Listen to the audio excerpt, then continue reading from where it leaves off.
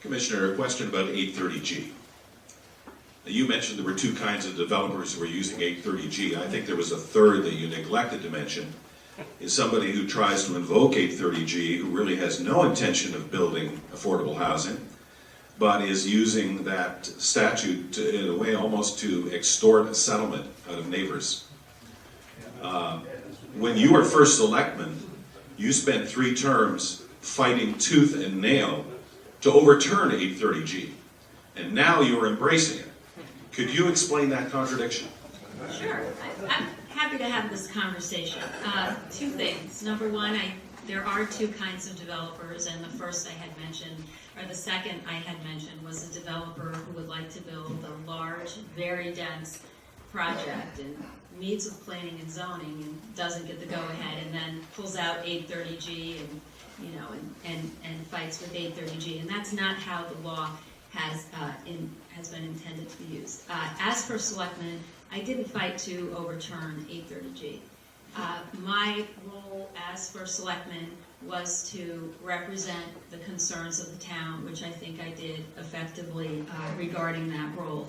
In my testimony for 830G, I did advocate for higher points for senior units.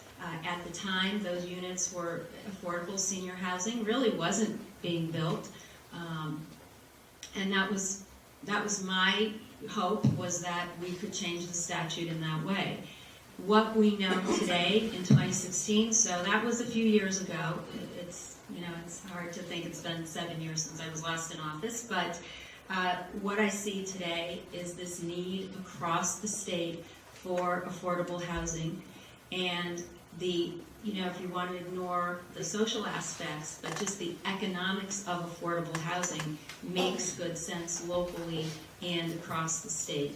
So I think this is clearly, I've always believed in affordable housing and building affordable housing. I think you probably remember me fighting to build affordable housing, supporting the redevelopment of Allen O'Neill and purchasing land to build affordable housing.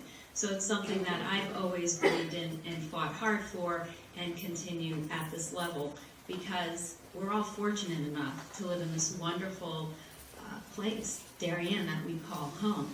And there are so many folks who are stuck in the cycle of poverty. There are so many folks who just can't take that next step because they have to pay a rent that they can't afford or a mortgage that they can't afford.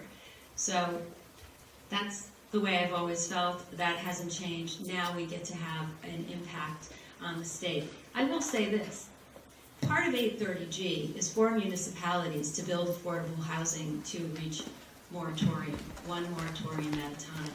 That prevents those kinds of builders that Jim had mentioned. Those folks who have no intention of building affordable housing, and they just want to make a deal and they want their big development to be built. When municipalities build affordable housing, moratorium by moratorium, so bit by bit, thoughtfully, that's an opportunity for those municipalities to protect against the, sort of that predatory developer, as folks call it.